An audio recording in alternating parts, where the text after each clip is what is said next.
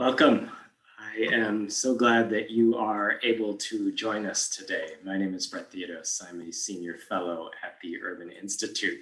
We are excited for today's discussion on the intersections of measurement and evaluation, or M&E, and race equity. We've had really robust interest in folks listening to this webinar, and this is a really timely and important topic. And so we want to dig into it. It's also a topic that hasn't received enough attention. So we get to hear today from some leading thinkers and doers in this space. And we're building from a corresponding brief that we have put out. It's on the event page, and we hope that you will check it out. It's a resource that can go longer and stay longer than this event. But we wanted to have dialogue as well and bring you all into this as a discussion. So today's event and the brief are part of Measure for Change. Measure for Change is a program now in our 8th year of the World Bank Group and the Urban Institute. And we are about building performance measurement capacity among nonprofits, especially human service nonprofits. So special thanks to Lindsay Buss at the World Bank, who you'll get to hear from briefly at the end of the event for being our steadfast partner in this. Thanks also to the City Foundation and Annie E. Casey Foundation, who have supported Measure for Change at various points over the years. Through Measure for Change, we are looking to develop leaders and support organizations, human service organizations that use data to design more equitable programs and to improve communities. And we do that through coaching and training, and we facilitate peer learning exchanges on measurement and evaluation topics. Measure for Change does this to help nonprofits both better understand how they're helping clients and how they can do so even better. We've had the privilege of doing deep dive coaching with nearly 24 nonprofits and are facilitating a community practice in the DC region, the greater DC region, of roughly 50 nonprofits. We've got a number of learning tools online, including a recently released playbook, as we're calling it, for practitioners that has 16 different modules to help nonprofit M&E staff with the practical recommendations and strategies of how to do M&E work. So you can learn more at urban.org/measure for change, or get in touch at the email measureforchange, number 4, at urban.org. So today's conversation is really centered around performance measurement evaluation within these human service nonprofits. We think that some of the lessons will be more generally applicable and of interest to a broader set of third-party evaluators, but our North Star is going to be helping these groups do the work of M&E and race equity better. So a couple of housekeeping things that I will turn to make sure that everyone is on the same page. First, today's event is being recorded, and we will put it up online afterwards in case you're not able to catch all of it or want to share it with colleagues. Next, for accessibility, we have captions on at the bottom. You might be seeing them. You can turn them off by pressing the little CC button if they're distracting you. Third, participants are going to be muted for the duration of the event, but that doesn't mean we don't want your participation. We do. So please type your questions and comments in the QA box at any time. We'll clarify those that we can along the way, but we'll absolutely draw them into the discussion of the panel that we will be having. And we would love for you to complete a survey that we will send out at the end of the event so we can get feedback on what worked, what was clear, what wasn't, and all that. We've got full speaker bios on the website, on the event page, where you can also find the publication.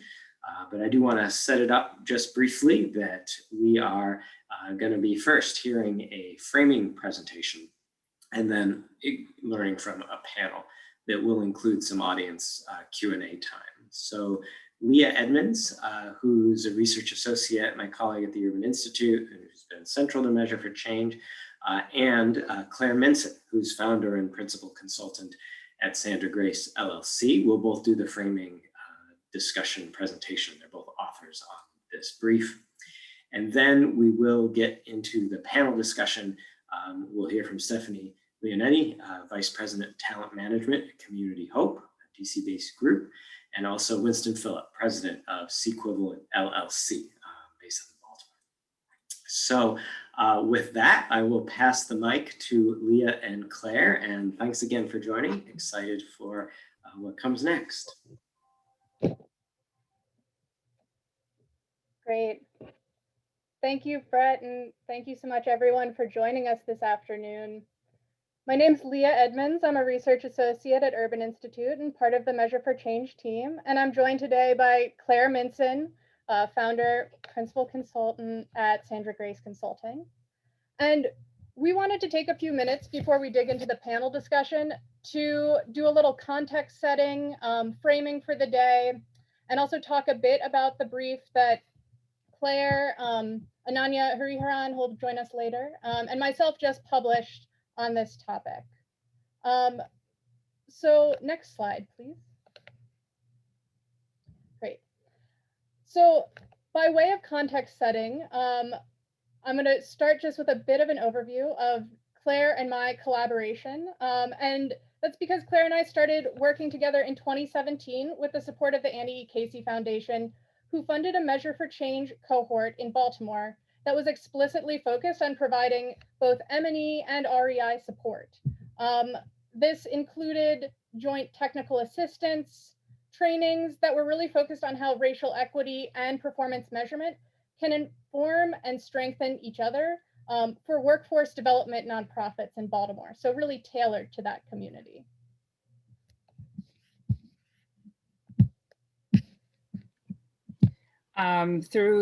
Thank you all for having me here. I'm excited to be here and share space and talk through this work, really important work with you.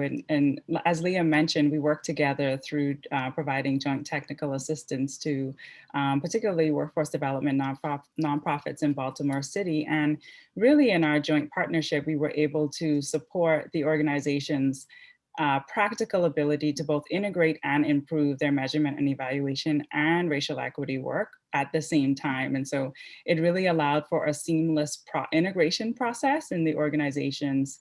And Leah and I really became skilled at supporting each other's work, which also improved our ability to support the organizations and they're moving their work forward. So we're excited that 4 years later, we are here to share some of our lessons learned through the brief as well as through this webinar today. Absolutely. You know, starting, I think, from Urban side with the work in Baltimore, we really built out a curriculum, more trainings that really thought about how racial equity can be centered in human service nonprofits, M&E work, and obviously wanting to be responsive to the larger kind of data learning and culture change work that was going on for our community. And you know, over the years, we have seen groups really deepen their practices, and a part of Measure for Change is wanting to be responsive to what's going on in the ground and lifting up lessons, both, you know, the challenges and the successes from organizations that are kind of in the weeds of thinking about racial equity in much more holistic and full ways, especially when it comes to the data learning side. So our brief, Centering Racial Equity in Measurement and Evaluation, Emerging Lessons and Guidance from Human Service Nonprofits, draws on a lot of those insights that come from practitioners and also is informed by some key interviews we've done with previous and current Measure for Change community members, as well as, you know, the literature on this topic. Before I go a little deeper on the brief, wanted to just pass it back to Claire on some of our definitional elements that will help today's webinar. And next slide. Yeah. I was going to say the same thing. Thanks, Leah. Lots of us have been talking about or hearing the terms used, right? Racial equity and measurement and evaluation. So I want to offer some definitions so that we can all be on the same starting page as we engage in this conversation. So broadly and specifically defined, right? Racial equity is the condition that would be achieved if one's racial identity no longer predicted in a statistical sense how one fares. And so we're talking about employment, to health, to education, outcomes, and far beyond. performance measurement specifically refers to, or commonly referred to as measurement and evaluation, relies on data-driven learning to help nonprofits understand program efficacy and facilitate a learning culture that engages staff, not only in measuring success, but also in supporting innovation and improvement for the organization and the clients served. And so both of these concepts and ways of operating really work hand in hand together. And that's kind of the point that we want to drive home today. But just wanted to get us centered in the definitions for the terms that we'll be using for this conversation. Back to you, Leah. Perfect. And, you know, I think Brett mentioned at the top, and wanting to really say that Measure for Change has always been informed by the folks closest to doing the work, right? It's practitioner oriented. It's about elevating client voice also in how some of this work can be done. And Measure for Change doesn't operate in a way that's prescriptive or really trying to say there's a one size fits all of how you should do M&E or what racial equity should look like in your organization. We provide a coaching model. It's really tailored to the needs of organizations. And so kind of coming at this brief, we want to provide some of these key definitions, some insights, kind of synthesis that's come across of doing the technical assistance work, but not really saying that this is an exhaustive list by any means, nor that this is what any organization should just down to the last detail do, but it can prompt conversation. It can help inspire and catalyze more work going forward. And really, we hope that today's webinar can build on more of the work that we know that so many of you in the audience are doing at your organizations and move this work forward. Let me go to the next slide, please. Great. Okay. So our brief highlights 5 areas, and wanting to, let me, I guess, pass actually back to Claire if you want to talk through our 5 main points that we're going to frame some of our conversation around today. Sure. So the first thing is find your starting place, right? Create your internal processes and really agree as an organization, as an internal team, that you're going to do the work of both racial equity and measurement and evaluation. So from that starting place, we then recommend that you look at aligning your measurement framework. So assess your programs, revise your logic models, and refine indicators centering racial equity in your process of assessing those programs, revising the logic models, and refining your indicators. The third area we focus on is improving your tools. So update your data collection language and collection processes. The brief does a really good job of walking you through and adding much more detail than we're able to offer on this webinar, but really looking at how you're collecting your data, the language that you're using, and the processes that you're using to make sure that you're not reinforcing harmful narratives, that you're not unintentionally using biased framework and language in your process, to make sure that you truly are not only centering racial equity, but ultimately will achieve equitable outcomes and processes within your organization and through your work. Of critical importance is also making sure that you check your assumptions, right? We all have assumptions, we all have bias, we all have areas where we still need to grow and improve. And so addressing bias in data analysis and bringing in secondary data is going to be critical to your ability to really assess not only what's happening in your organization, but what's happening in your community and in society at large, to gauge how you can move your work forward and be most effective. And then last but certainly not least, expand engagement and accountability. Create staff and client feedback loops. You cannot do the work of racial equity without being accountable to that work and to the people that you're doing the work with. And so building that into in an intentional way and a formalized process with your staff, with clients or candidates that you're working with is going to be really critical to your ability to move your work forward. Terrific. So we've just provided, the most basic overview of this brief, and really want to spend our time for the rest of this afternoon talking with our wonderful panelists to go a little deeper on some of these points, as well as just how the implementation of all this work goes. So I am delighted to introduce our panelists. In addition to Claire, we are joined today by Stephanie Leonetti, Vice President of Talent Management at Community of Hope, and Winston Phillip, President of Sequivalent LLC. Thank you both for being here. There's Winston. Great. So just to start us off, I'm going to ask, beginning with Stephanie, if you would just introduce yourself, if you could say just a bit about your organization and how your work is engaging in kind of the performance measurement and racial equity work. Yeah, absolutely. Thank you all so much for having me this afternoon. My name is Stephanie Leonetti, and I'm the Vice President of Talent Management at Community of Hope. Just to share a little bit about our organization, we are a nonprofit located in Washington, D.C., and we have been providing services for over 40 years to the D.C. community. Our mission is really centered around improving health and ending family homelessness in DC. So we do that through a couple of different ways. We provide health services through one of our 3 federally qualified health centers in DC to individuals and families in the district, as well as we have shelters for families who are experiencing homelessness in DC. So that's just a little bit about our work. In relation to our diversity, equity, and inclusion efforts, we're definitely going to spend a good amount of time kind of delving into this today. But big picture, a lot of our work has focused internally with staff to start.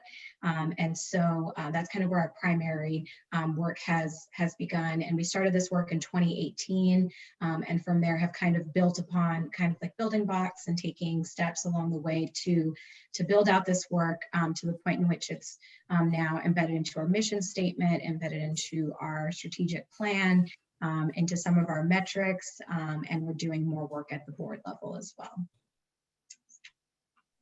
Thank you, Stephanie. Winston, can I ask you to introduce yourself briefly?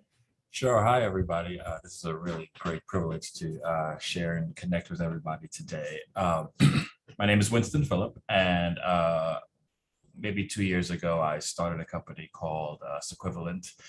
The name is a trick. It's, you know, it's like SQL and all these other data-centric things wrapped into one name.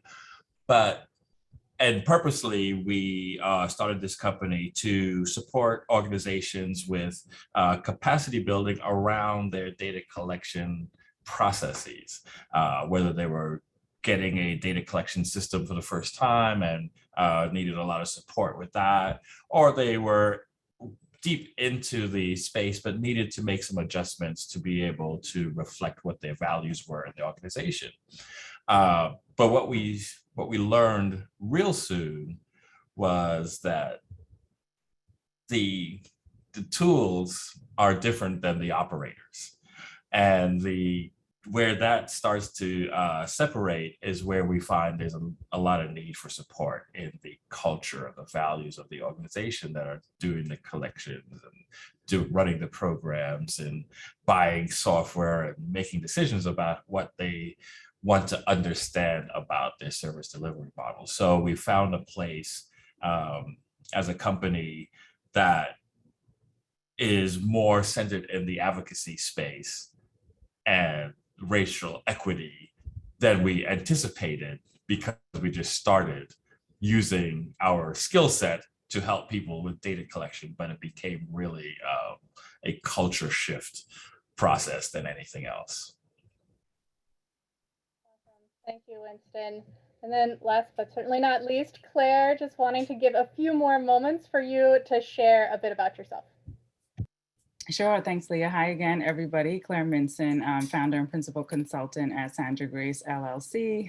We are a change management consulting firm, really on a mission to ensure that the talent development ecosystem, workforce development field really becomes a conduit to advance racial equity and not one that sustains structural racism. And so the work that we do focuses on supporting actors and stakeholders in and across the talent development ecosystem, from philanthropic partners to advocacy partners to BIPOC workers themselves to community-based organizations and adult basic ed organizations, partners like Measure for Change, and really supporting and moving us as a field towards racial equity. My background is workforce development development for the last 10 years, with the last 4 years focusing specifically on this intersection of racial equity, workforce development, and supporting individuals and organizations to understand how to practically apply this lens and this practice and this process to their work, so that they can, as individuals, transform and their organizations can transform, so that ultimately our society can transform. Awesome. Well, thank you all for being here. And you all bring, you know, in addition to the short bit that you said about yourself, knowing all three of you, you have this kind of deep well of knowledge about being both on kind of the practitioner side, but also, you know, as collaborators and partners in this work that I think will really bring fruitful conversation. And I wanted to kick off the discussion today first to Stephanie, just asking if you could say a bit how Community of Hope kind of got your diversity, equity, inclusion effort off the ground, thinking about, you know, especially the funding and support that you've gotten and how you've made that work. Yeah, absolutely. That's a really great question, one that we get more often than not. So when we initially decided to kick this work off in early 2018, we did not have funding lined up. And so we were met with a really critical question. Do we move forward and try to do what we can without having a consultant guiding us or having someone else who's kind of has some expertise in this area? Or do we just try to do what we can on our own and actively work towards getting funding and bringing on a consultant? And so ultimately, we decided to go ahead and get the work off the ground on our own by simply launching an all-staff survey, just to gather some more feedback from folks and just to ask them, what types of DEI initiatives would you like to see? How would you like to be involved and engaged? What would be most meaningful to you? We asked some just really general questions, and we asked for all sorts of ideas. And so from that, we learned that staff were really hungry for us to get the DEI work off the ground. And one of the biggest things that came from that staff survey was we created a DEI Advisory Council, which was comprised of staff across our organization in different roles and positions, and it was completely voluntary. But it was a way for staff to kind of get engaged in the DEI initiatives that we were going to start just kind of working on. And it really served as a really important tool for us being able to get the work moving forward. So essentially, after that survey, we formed the DEI Advisory Council, and then we kind of launched some various trainings and kind of addressed some low-hanging fruit as an organization. And the DEI Advisory Council was really helpful in being a sounding board, but then also kind of our champions that worked across our sites. And then later on, we did end up getting awarded funding. And I think actually us demonstrating that we started the work, that we were serious about the work, and having staff behind us as well was probably a component as to us being able to be awarded funding. But with that funding, we were able to, in 2019, bring on a couple of DEI consultants who kind of helped us with a more formal racial equity audit of our organization, of our policies and procedures. And we worked with them for close to a year, and they kind of presented recommendations.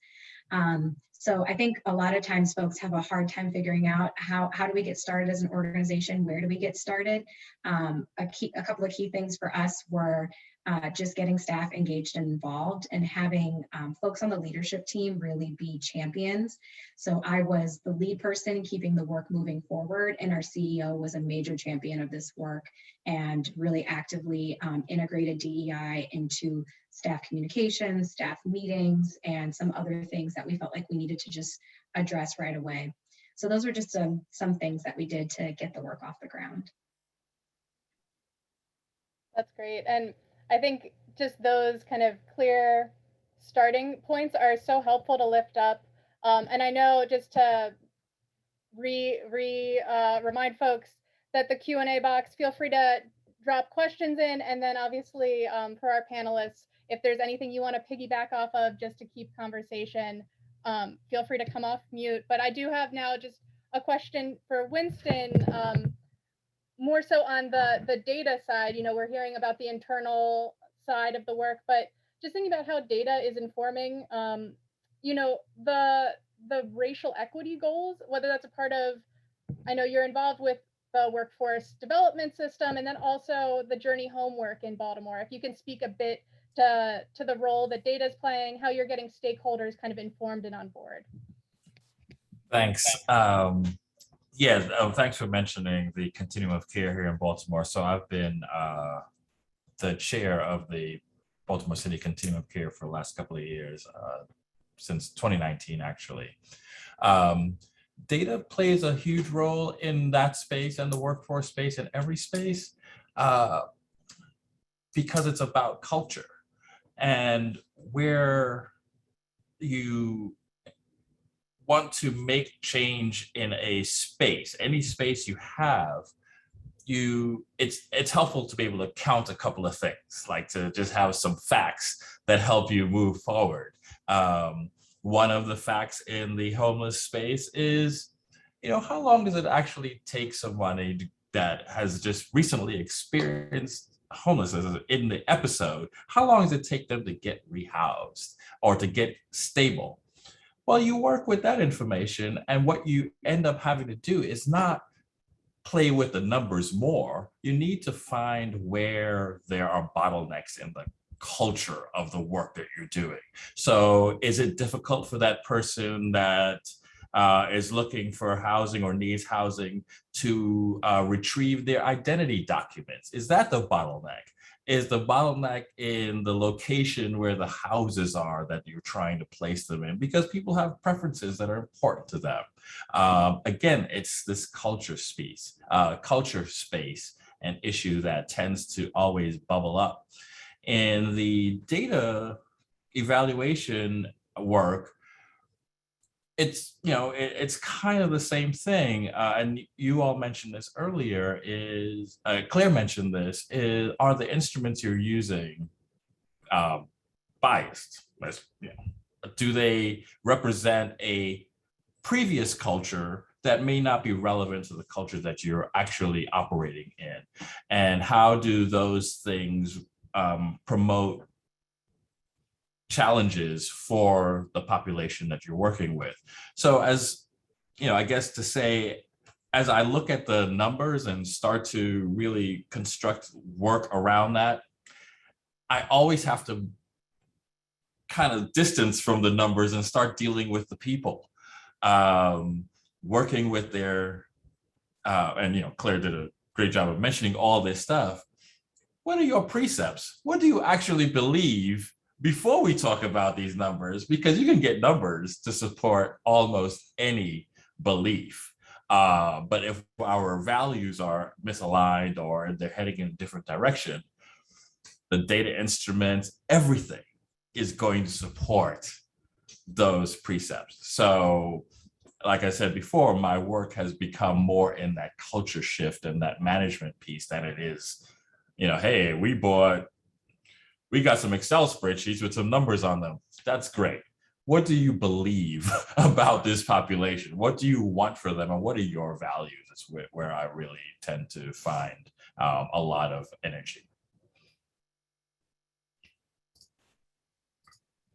Absolutely. I think that's a really important way to think about, like, when you're seeing those bottlenecks, as you're saying, right, then thinking about what are also like the structures that exist in our city, in our society, that are preventing certain people from accessing, right, the tools needed. And like you said, then what are some of those assumptions, biases, is such an important way to really bring data to look more accurately at some of these bigger structures that can be hard to see as well. And I think these two, Stephanie and Winston, giving these different sides of kind of the culture change dynamic. I wonder, Claire, if I can pass to you, and just, you've worked with funders, you've worked with staff, like thinking about how do you build more buy-in for the work? How do you, really think about getting more investment in this work? If you can lift up anything you've seen from your partnerships with funders and organizations. Yeah, I think Winston made a really good point in mentioning that data can be really invaluable in terms of supporting buy-in and fostering understanding about what the issues are, and then getting people to galvanize around those issues and around strategies that can address those issues. And so in my work with funders in particular, data is definitely one of the ways to go, because many of us know that funders and their boards are really data driven, right? And so having that quantitative as well as qualitative information is going to be really critical to getting their buy-in and investment. That's not the be all end all, but it is a huge part of, not only for funders, for quite a bit of folks actually, it is a huge way to open the door and open the conversation for a conversation about racial equity that can be challenging, uncomfortable, right, or difficult. The data really allows you to open that door. In terms of working with staff and workers within organizations in the nonprofit context, the approach is going to vary a little depending on the individual, depending on their role, depending on their, quite frankly, racialized classification in this country, right? So data, again, can be a tool for the measurement and evaluation staff at an organization. Hearing though the lived experiences and stories is also really valuable for staff that are working on the front lines. But connecting those stories to the larger data points and to the structural impediments that are in the way is really, really powerful for all folks who work in our field and in the sector. Of course, it's, again, nothing is a magic bullet, right? This isn't a checklist of here's the things that are gonna work and you do it in this order, but trying to offer some suggestions around what could work for recognizing where folks are situated, and that folks are situated differently within their organizations and within their own belief system, to Winston's point. I think it's really important that we value and recognize that folks in our sector, in the nonprofit sector and workforce development, talent development, like human services, community-based organizations, care very deeply about the people that we're supporting. We care very deeply about seeing real change in lives and in our communities. And so finding a way to really tap into that core mission and belief of the work, and helping folks to realize that racial equity isn't a separate part of that. Measurement and evaluation isn't a separate part of it, but it is a way to better improve the work that we're doing, can really be, I think, critical in helping foster buy-in and get movement. That should be an ongoing process though, right? It's not one conversation and done, it's not one training and done. It is an ongoing, iterative, ever-evolving process that folks have to be really intentional and committed to. So I'll pause there because I can go on and on about this, but those are some key things that I've seen to work to be really effective in moving folks forward. Leah, can I bounce off of that real quick? I know we wanted this to be fun, so it's interesting. I remember a couple of years ago when ride sharing was really just taking off, and I'm referring to data driven. So ride sharing was really taking off, and in my household, we had one car. My wife needed that car to do what she needed to do, and I would just take an Uber to work or whatever. And more often than not, I would get a call from the Uber driver. It's like, I'm here. I'm like, where? It's like, well, I'm in an alley at some location. And I'm like, wow, that's not the address that I gave you. And then their response, and I'll paraphrase it, that's where the map took me, which is, we're being data driven to this location that is irrelevant to the need of the customer.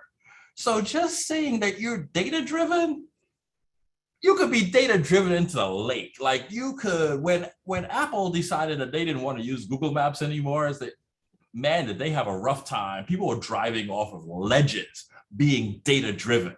So I want to just point out that it's not just being data driven, but being data driven to the right place. Like, what does the customer need? I need you to pick me up at my door, not in some wacky alley in Baltimore. You're just driving in alleys in Baltimore, picking people up. What are you trying to do? So data-driven is a thing, but it's not the solution. It's a process, making sure that you're being data-driven to the customer and not just because there's data.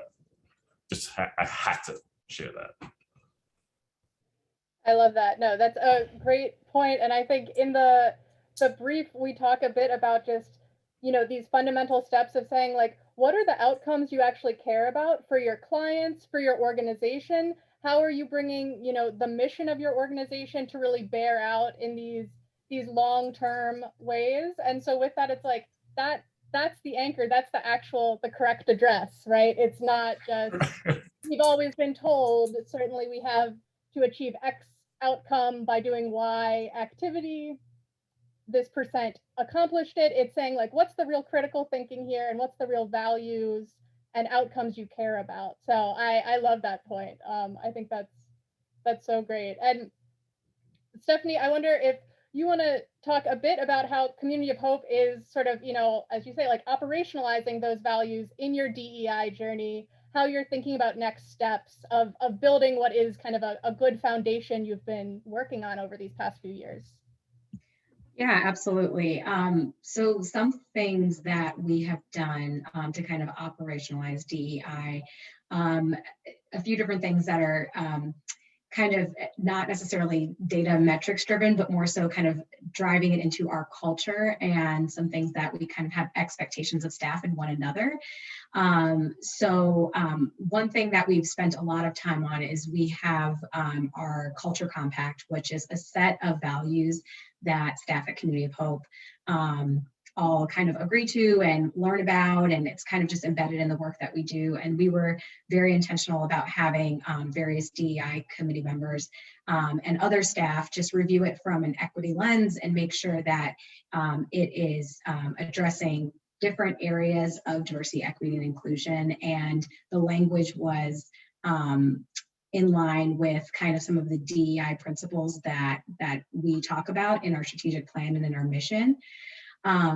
We've also kind of started to do, one thing to mention on that note as well is those culture statements are a part of our performance evaluations. So that's one way that it's kind of also filtered to staff and staff accountability. So we're not only talking about it, but we're also kind of modeling that behavior, and we're all evaluated on it.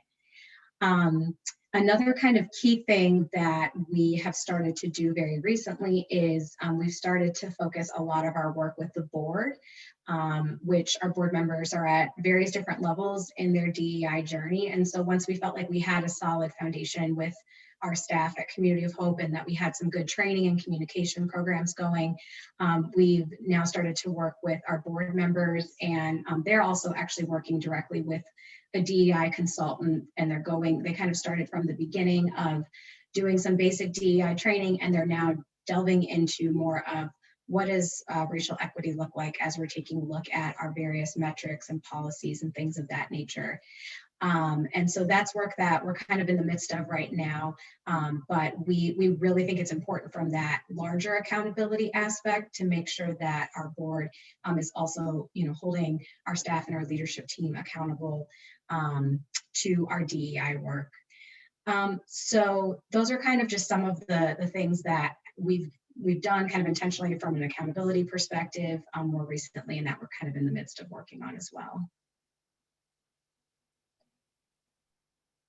That's great. And I think that getting, supporting board members on this work, not thinking of just a singular category of the work, that it really needs to really flow throughout an entire organization, and also needs a lot of intentional support, is such a huge piece. It's not, as I think Claire mentioned, it's not like a one and done activity, nor is it something that can be done just for a singular, like, this is our REI goal, right, with just staff. It actually needs to really infuse across an organization, and that really improves the M&E side as well. And I think thinking about that maybe in a little bit more of a grounded in where client voice and kind of practitioner voice can help with that, I wanted to ask Winston, just knowing your work with more kind of community advisory boards, bringing in client voice in a different way, from the design of data tools to actually how you're talking to board members and informing kind of these data-driven racial equity conversations. Just lifting up kind of your experiences there, insights that would be helpful. Sure. While the task is pretty clear, bringing lived experience voice, the experience is as dynamic as you can imagine. One of the things that I've experienced is that, and I'm talking about myself, I was not prepared for the experience of other humans. So I come from advertising. Like, I spent decades in the advertising industry, and all I cared about was how I can use data, use people's experience to manipulate their emotions to purchase a particular product. I was an expert in that. So switching over to actually, I didn't really need that product, or that's not how I feel about X, Y, and Z, was really different for me. But then actually intentionally making organizational or culture or group level, stakeholder level decisions, not based on manipulation of information, was really challenging. And I feel like that's where our whole sector, not only our sector, but every race equity institution, is experiencing an enlightenment, that people having a particular experience that you're interested in really have different ideas than you do. And I'll just share this one little quote. I think it's in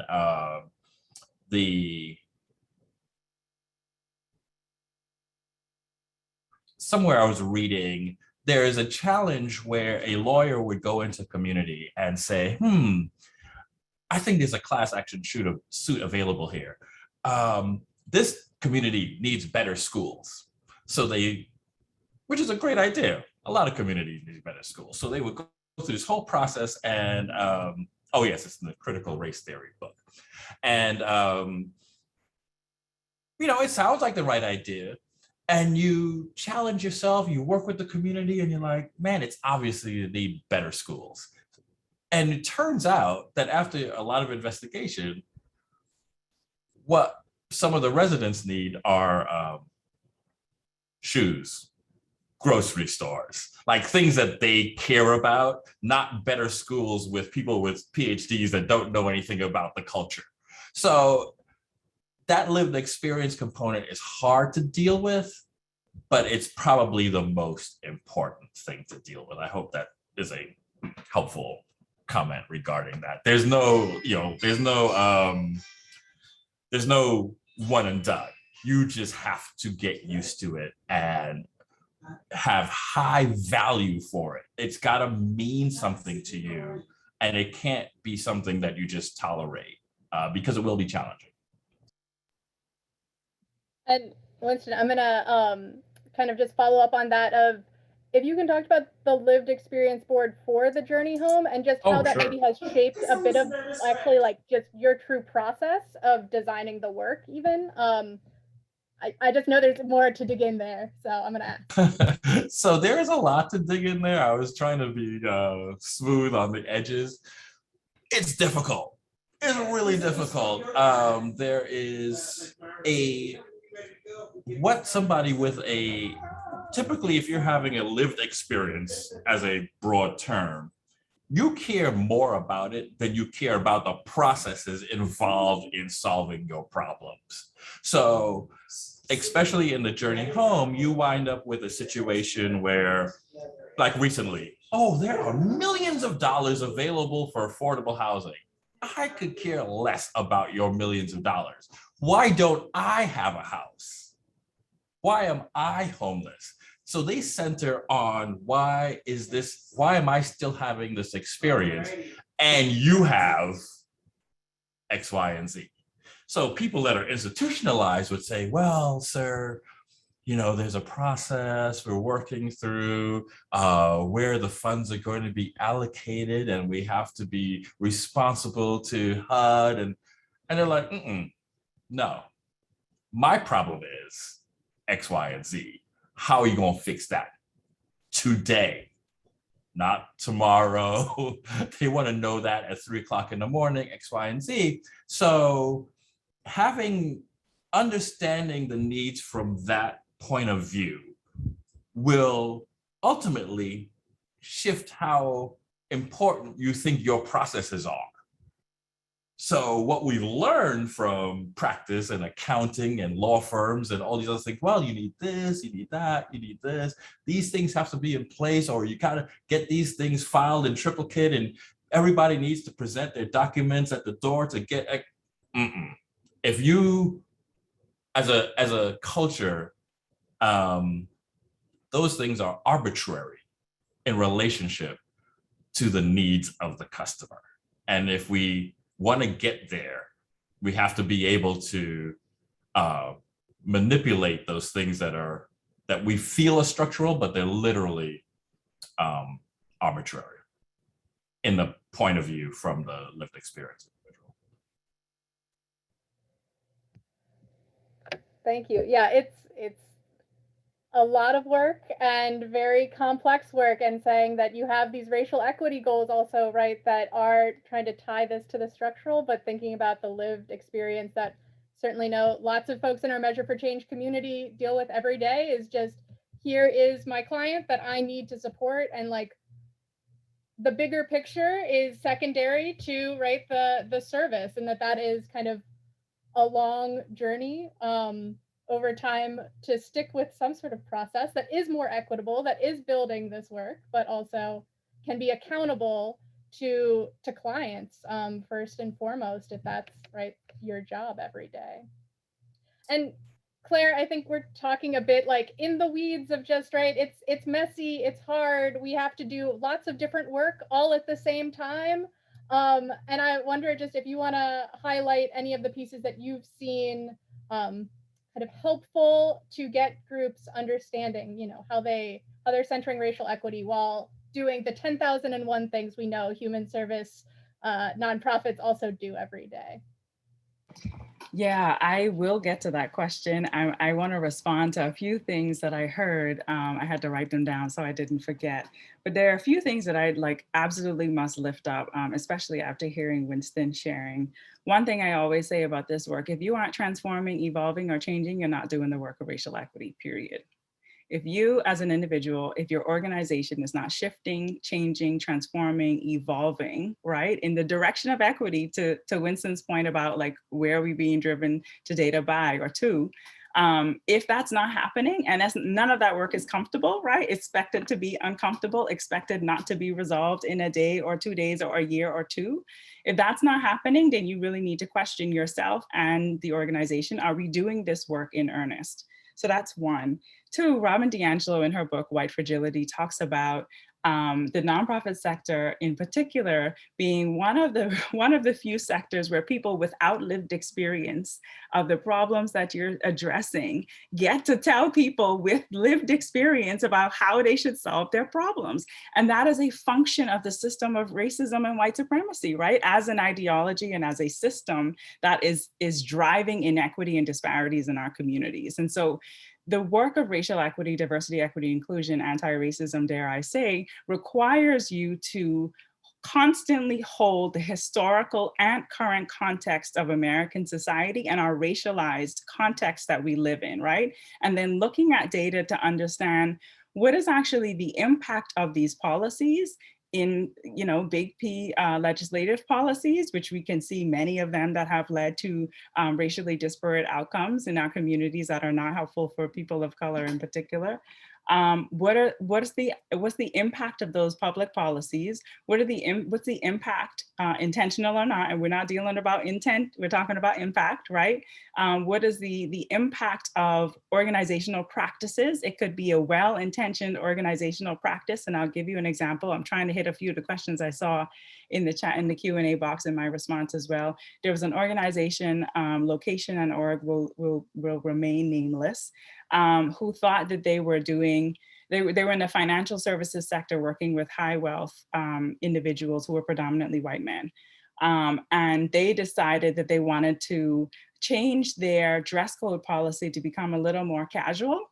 The challenge is, without their understanding of biases and preconceived notions and stereotypes about Black men in particular, they didn't recognize that by changing to a more casual dress code had a negative impact on their male Black men employees, because the clients that they were working with perceived that they didn't have as much knowledge, experience, or understanding to actually support the financial investments of the firm. And so without their awareness of the impact of race and racism on people's literally interactions in our lives, that organization thought that they were doing it was a well-intentioned policy, but it had disparate impacts on the different groups of people, particularly the Black men, because of pervasive and harmful cultural messages and stereotypes in our society, right? So a part of this work requires you to understand the historical and current, because it's not just history, but history has day-to-day, current day implications for our lives and our communities, and literally for how long we live. Side note, there was a really well done news segment on MSNBC last night about the impact of structural racism on our lives and outcomes, right? Where we see some Black communities living 25 years less than white communities because of the impact of structural racism, right, on our community. And so understanding that context is really, really, really important to then thinking, what does that, and to then saying, what does that mean for the person that I'm serving right in front of me? How has this historical context impacted their day-to-day life today? And then what is my responsibility to hold that reality while also meeting their immediate need at the same time, right? And so that's what the work of racial equity requires us to do. I want to say two more points.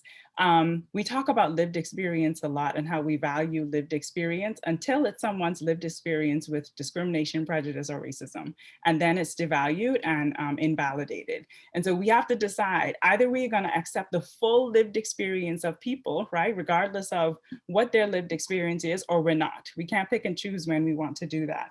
And the second thing is, a huge part of the questions that I'm seeing coming in means that folks need to really understand what white dominant culture is and what white dominant cultural norms are, and how that impacts and plays out in our organizational practices, in our interpersonal reactions, the beliefs about who's right and who's wrong, who's valued and who's not, what skills are valued, which ways of being are valued, right? That's all a part of what it means to really deconstruct and do the work of racial equity. So if you're in the weeds and you're trying to figure out where to start, starting at the history and what its impact on today's society looks like, then just look at the folks that you're supporting. You either believe like all of these people are struggling with these individual barriers, or there's something larger at play.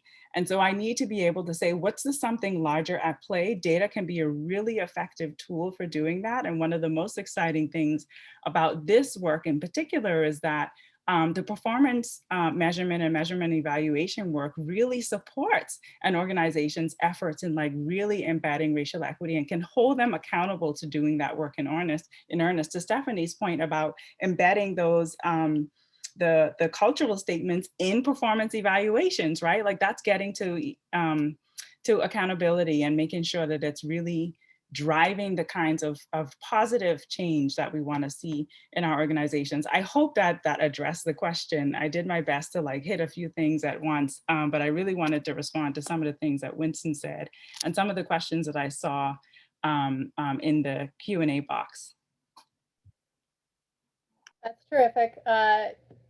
You answered many questions. I think also hopefully provoked many more questions as folks are, thinking about this in really critical ways.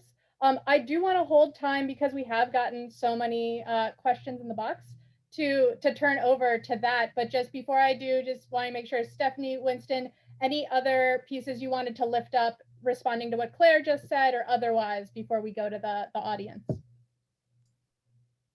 Let's dig in. Great. So I'd like to bring Ananya Hariharan onto screen as well. She's a co-author on this brief. And I think if you can just give us a bit of some of the Q&A and direct them to our panelists, that would be great. Yeah, absolutely. We have lots of really good questions. One thread that comes through in the question box is how we designate what counts as relevant data or evidence for measurement and evaluation work, and how we integrate different type of knowledge into measurement and evaluation work, while sort of honoring those like different types of knowledges like cultural significance.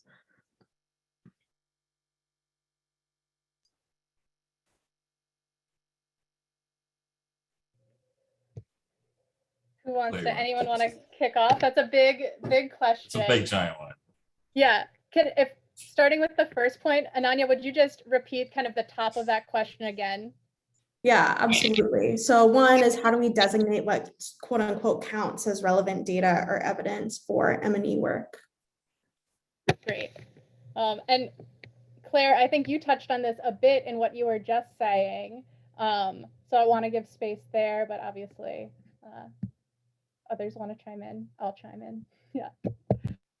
Yeah, so again, who is determining what counts, right, is really important as a starting place. We have to critically evaluate everything. We have to say, if nothing is neutral or nothing is neutral, then how do we evaluate, like, who determined that this is the particular tool? Who does this tool center? Who does it support? Who does it leave out? And who does it harm?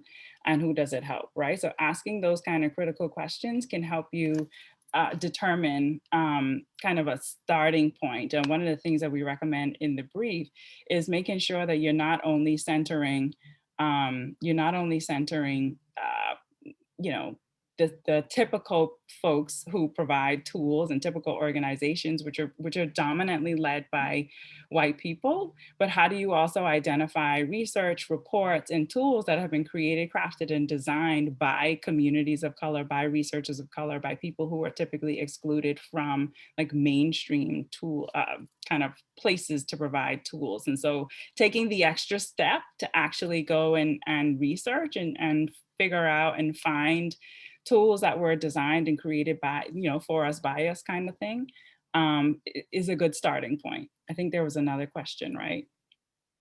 Yeah, and I would just also chime into that of saying, like, asking that bigger question, there's obviously, you're going to, as a nonprofit, probably receive what you need to report on for a grant.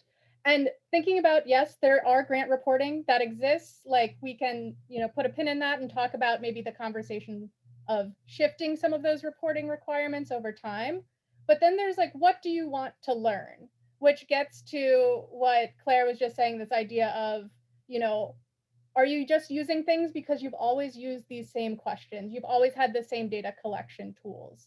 I know I've seen with some of our Measure for Change grantees, this idea of really wanting to quality check all of their materials, all of their data collection tools with kind of frontline case managers. And then if you have a really, like you're, depending upon where you are in your process, actually bringing clients in to quality check, to help redesign data tools so that the language even can then be better tailored to say, well, we work with mainly young men, predominantly Black men under 25 in Baltimore. And there's a set of language that folks who are a part of that community could actually best design for themselves to get some interesting and actually much more accurate responses for. Because the way a question may be framed is from that very traditional kind of white nonprofit institutional language that could really make people say, I don't even want to fill out that form. So thinking about these kind of processes that you're really thinking like, what do I want to learn? Like, does this question matter? And then can I say it better, or can I say it in a way that resonates with the folks we're collecting data from as well, I think is an important part of that. And And with Just so- that, to add, can I Oh, add okay, go one ahead. thing, Winston? Yes, go. Just Go, to go, go. add one thing, right? Like the example that Leah just described, I'd like to make this like just really plain for folks. It's really just honoring people's humanity, like on actually honoring that people know what's best for themselves, which is counter to what racism, right, does and tells us about how we operate and who's valued and who has voice and who, you know, who can give opinion on a particular thing. And so it's really just about honoring our shared humanity and the fact that people know what they need, they know how they can best respond and what is going to work for them and what doesn't. And Yeah. creating a bridge and an avenue to support that. And to another area of that is oddly racialized is retention.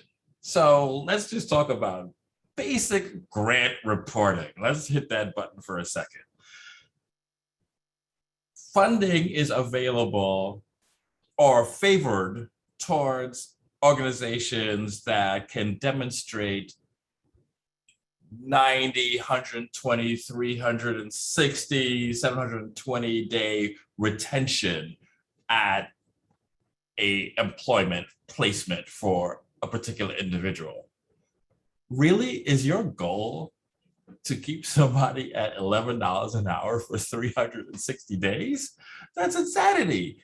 But what if you used a labor force attachment model, or, you know, being clear that, hey, our goal at this agency is to start to build employment history for somebody, but we really are not trying to understand how this person should be making $11 an hour for the next 720 days. Like, but having that argument with their funders, with your funding community, be like, why do you want this?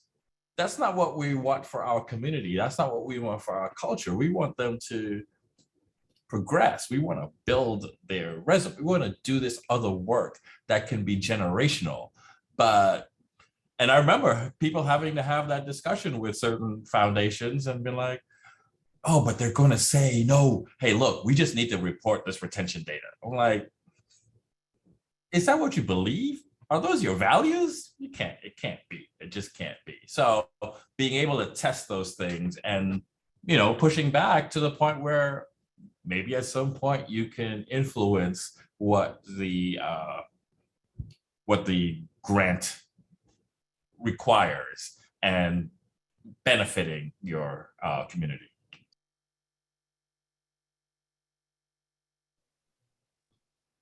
go ahead, Ananya. Fantastic. So speaking of sort of doing this from the funder perspective, we have a few funders in the audience who are asking what exactly are steps that they could take to encourage and support racial equity, like sort of orientation in their like compliance, like measurement and evaluation, like stipulations. That's a great question. I guess I can kick us off, and I think about the partnership actually with the Casey Foundation and Measure for Change, which is where this relationship began. The Casey Foundation, particularly in Baltimore, wanted to shift to requirements that included like centering racial equity with the work that their grantees were doing, but did not know if their grantees had an understanding of or knew how to apply, right, racial equity practices and processes to their work. And so rather than making the requirement without supporting their learning, they created an avenue, a funding avenue, to not only support the work of the organizations, but to have myself and the company I was working for at the time come in and provide technical assistance, training, and support to the organizations to understand like, what is racial equity? Why is this important? How does this connect to my work? And then what are the tools, strategies, you know, practices, policies that we can adopt in our organization within the context of our work that makes sense for who we are and what we do? And so really, I would say, being willing to provide money above and beyond the money that goes to the programmatic work, but to actually help with the learning and practical application and like muscle building, I like to call it, of the work of racial equity, so that so that you as a funder know that the organizations are starting from a foundation that's secure and firm, and that it's a fair expectation after a year or a year and a half of that supporting their learning development to then shift to, measurements or metrics that are rooted in and centered in racial equity. So that example comes to mind because I think it was a really good one of not just like making this requirement without also investing in the learning that's required to do that, and being on the journey with the grantees, right? Not and seeing themselves as partners in that work and not just reinforcing the continued, the power dynamic that exists currently. I think that's so great, and certainly something at Measure for Change we often say on the M&E side, right, that if these grants require kind of extensive performance measurement work, well, where in the grant is there money to, put at least a part-time going towards a staff position that really is able to anchor this thoughtful M&E? And I think it's just a natural progression, recognizing the moment that, we'll just continue to grow and has been growing of there needs to be funding that really is centering that racial equity, the learning process. And then, as Claire says, having kind of the staff and the capacity in a more like full-time and fully realized way, by saying funders can put money towards that work just as they put money towards the M&E. Others, or Ananya, if there's other questions. Yeah, there's a question from one person whose organization switched from like a data-driven mentality to a data-informed mentality, which means their decision-making process includes thinking about what data doesn't capture or what's missing or what practical experience could show them. And they're asking about like sniff tests or other ways to sort of integrate like a more explicit REI focused into their data-informed checks.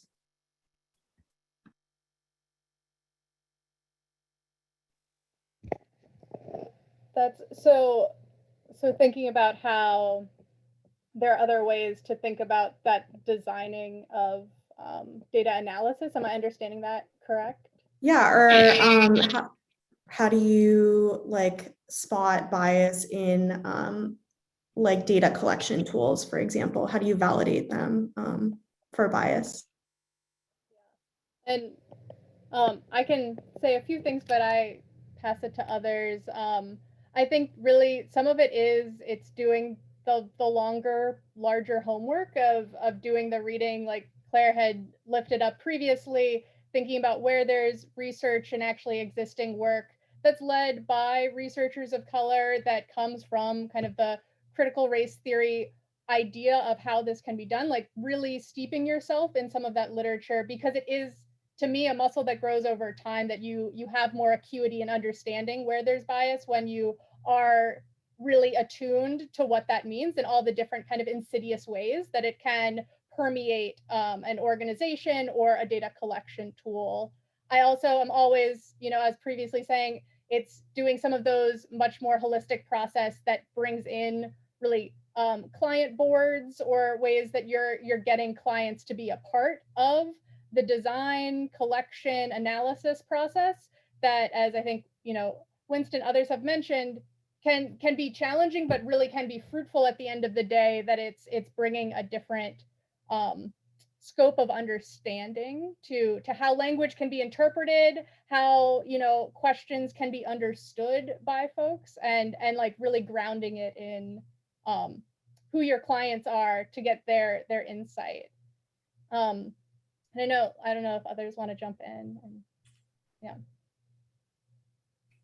Well, so Claire has this friend, Angel, who's not on this call. But one of the things that they did was they started a affinity group called the Workers' Brunch. I didn't really understand why they did this. Fortunately, I caught up to why they did this. But it's like Leah said, you may have a feeling about something, but there's some work you have to do to be able to articulate it. And even to now, Angel and I, like, we compete who can complete a particular book fast enough. And I actually changed my audiobook playback speed to 1.25 just to be able to get this information in my head faster than her. But I mean, we went through volumes of information just so that we can find language to understand what the diaspora is experiencing. And so, like Leah said, it's not like you can look at a tool and say, this is a trick. You have to understand what all the tricks are and then be like, oh, this might be a trick. Let me look further into this chasm to see what's happening behind the scenes. And not that, census data is census data. It's just regular data, but people can use it to change elections. Or you can use it to put more funding into communities that need it. It's the same data. So it may be tricky to determine what may be a data collection instrument that needs some revision, or what might be a process that needs some revision. So the two come from the same place, but they diverge in the way that they're applied. I think that's great. And I want to loop in Stephanie, if you can speak to this at all, just something in our interviews with Community of Hope to inform the brief that came up is really also about the value of partnerships. So I think my instinct as a researcher is like, well, I need to do the work, right? I want to read the literature. That's not everyone's day to day all the time. And so I know Community of Hope has had these like really wonderful partnerships and have been really strategic about how they work with universities and research firms and kind of community partners who also provide, I think, some of that accountability and check. And so, Stephanie, I know you're much more on kind of the internal side, and you have some colleagues more on the M&E side who are more in that work right now. But if you can just share a little bit about, it's also not all on one person's responsibility. They're like, we are a big community and we are all doing this work and we're all partnering for the work. Yeah, definitely. I think that's something that we've definitely tried to leverage at Community of Hope. Various different resources or different subject matter experts in different areas. And that's been really incredibly important for our work. And one other thing that I would kind of uplift as it relates to that is, I'm not exactly sure when this came about, but we started doing the work probably a couple of years ago, where we were really intentional about bringing on folks and partners and contractors that are certified business enterprises for 25% of our contracts. So our CBEs, we want to make sure that they are individuals of color that represent the community that we're working within, and we're bringing on those contracts very intentionally in that way too, because they bring a special expertise. And so I definitely can't speak to all of the very specific things that we've done, but we have been intentional, and I think that's another way that you can kind of leverage your community partnerships who are more so experts in some of these areas.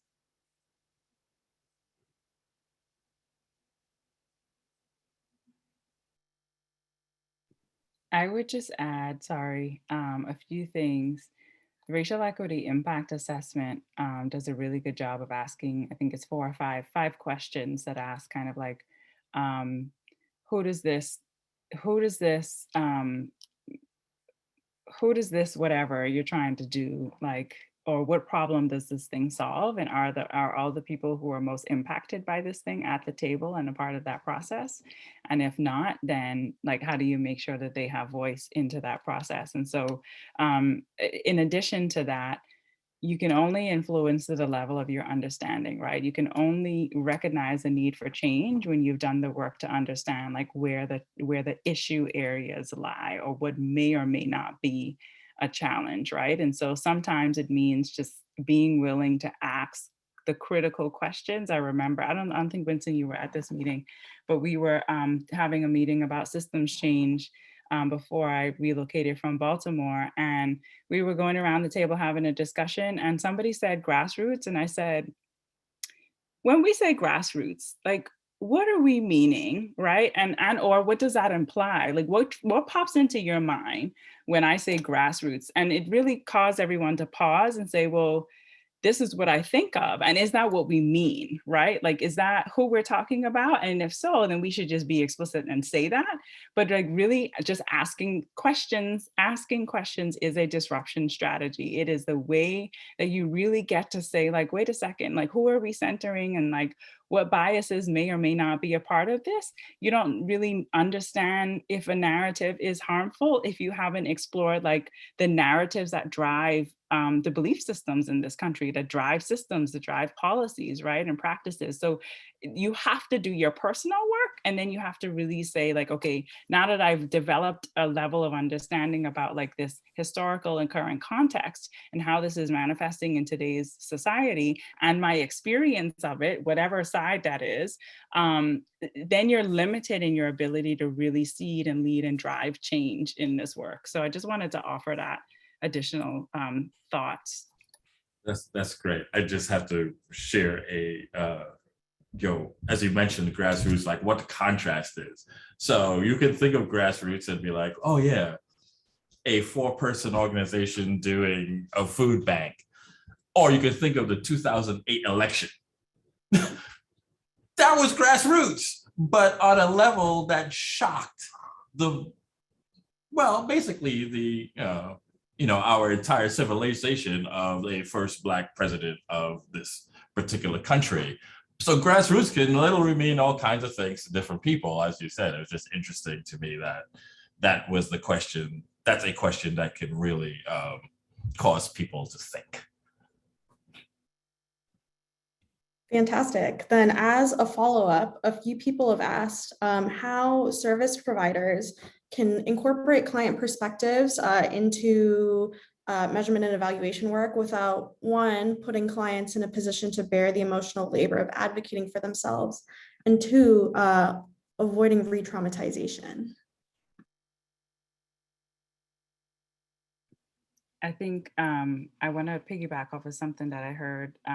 That's probably a horrible analogy. I shouldn't say that. This is my undoing in real time. So if you've seen me on webinars, sometimes I catch it in real time. And that is a part of the work, just to name it. But Stephanie, I think, mentioned partnerships. And so like having authentic relationships, right? Relationships that are not transactional, but that are transformational, that are long-term, that are authentic, is a really huge way to really make sure that you're not tokenizing folks, nor putting the burden on them. The second thing is like, just name it, say the thing, right? Like, I would really like to capture this information. I want you to be a part of it. I would like for you to be a part of this process. But I'm conscious, like, one, Black people or people of color tend to often bear the burden of X, and I do not want to do that or reinforce that in this context. Do I have your permission? Are you willing to? Do you have the capacity to engage in this way? And two, make sure you compensate folks. And then name the, there was a second part of that question. I'm looking at the question. There was a second part of that, Ananya, that I'm blanking on in this moment. But like, say the thing, whatever the thing is that you're worried about, say it and name it and put it on the table and give the person permission to choose how they want to engage and show up, right? Don't make an assumption about where folks are. Create the space, say the thing. And then also be okay with whatever the response is, right? The response may be no, I'm not interested. But I think the larger point that I want to raise is really the transformational partnerships and the authentic partnership. It can't just be you're doing this thing because you like have a need or required or like haven't been thinking about it in a long time. Starting may be hard, but definitely being authentic in your engagement and desire to really make sure that folks whose voice have typically been excluded intentionally or oppressed or silenced, you're creating an avenue for their voice to be heard and surfaced. I think the first part of also that question that ties in, or Claire, that you really draw the link to, is this idea of putting, it's like then on clients to do the work of fixing these issues or all of those pieces. One example I can give that we don't speak to as specifically, I think, in this brief, but previously Measure for Change had a community of practice event on client advisory boards and feedback loop process. And so Lifting Up Urban Alliance is developing like a youth advisory board for their work, but in that it's a 5-year process. It's like a 5 to 7 year process, right? It's not like, oh, today we've now decided that client expertise is important, and so now we are putting a bunch of young people, more likely like, you know, young people of color on the spot to do the work, but it's like supporting them after, as Claire said, like naming the things, getting real buy-in, and then putting real resources behind it over a gradual process where they are like consenting, desiring to learn and become researchers, measurement and evaluation staff long-term. Like this idea of it can build, we talk about kind of these pipelines of evaluators of color needing to build that work. Like that can start even with clients in this much more like long-term, holistic, and of course funded way that is supporting the capacity and not just focused on like, we need this new way to validate our work, right? And like that, if that's where you're coming from it, that's probably not going to gain you the outcomes you want. So, and Winston, I see you're off mute too. Well, thank you for saying that, because I was going to say there's this thing called organizational ego. And you want to be the first to market with the dope instrument that measures X, Y, and Z. And, you know, in Baltimore, for example, you know, one organization could be in zip code 21217 and be like, we've done it. And then the next organization 500 feet away in 21216 is like, oh, well, we need a different process. But do you need a different process? Call the people in 21217 and find out what they did. Just collaborate. You're only half a block away. So to re-traumatize, somebody's going to get traumatized. But to re-traumatize the same people because you have ego, not like ego like you're egomaniac, but like we want to be the organization that is first to the table with some fantastic instrument.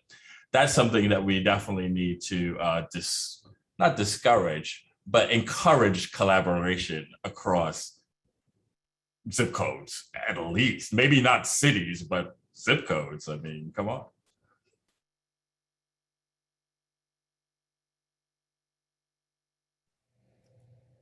I think if we have time for maybe just one more shorter question, I will say that there have been a lot of really wonderful questions in the chat, and we can kind of pull out after this Zoom meeting all of those questions, and in the event post have some follow-up responses, since we know we won't get to everyone's questions in time.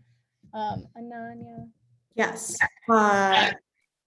One follow-up question to something we've already spoken about with regards to what funders can do to encourage this type of work. Someone asked about how to reconcile like a drive to offer more open-ended questions and like offer more like client offered answers, like reconcile that with data systems that don't have the capacity to like hold and parse that kind of data.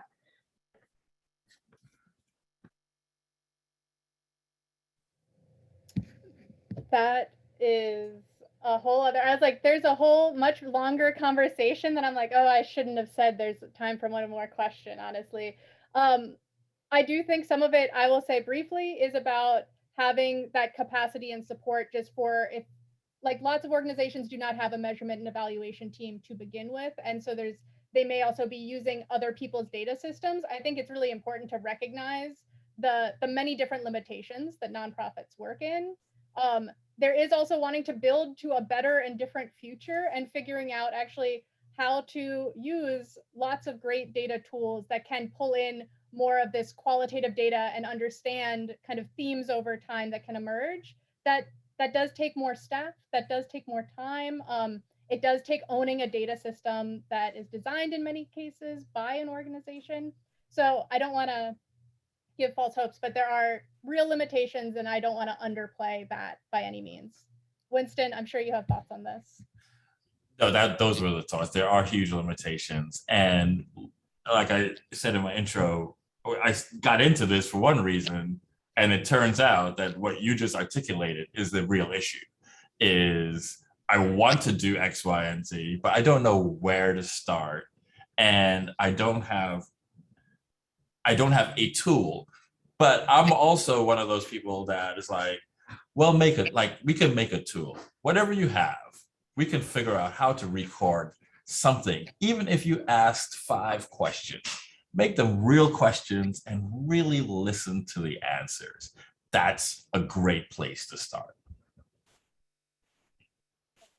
I'm glad. Sorry, can I offer really quickly? I'm glad Winston gave that input, because a part of what I was hoping to say that's probably going to push some folks is, right, like, 1, make it happen.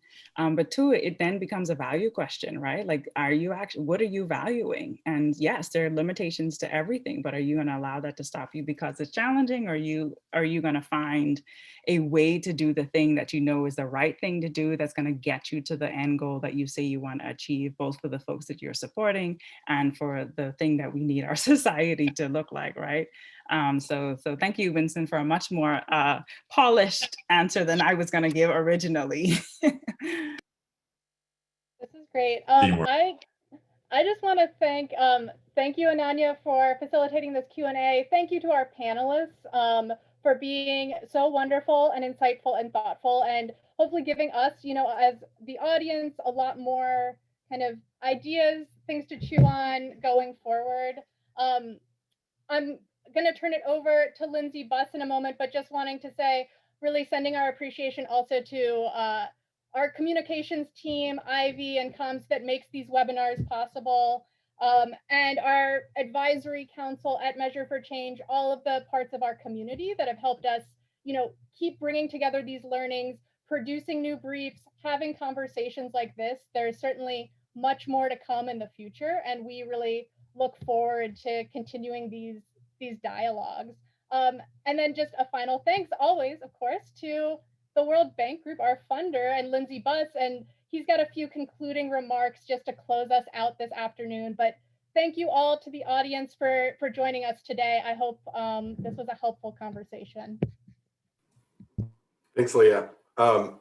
So if a robust Q&A with great questions is an indicator of an awesome topic and a great panel, this one has certainly met that. So my thanks to y'all as well. And I especially, Claire, grateful as a white funder myself, really appreciate your comments about thinking about how we show up to this space and in all the work that we do.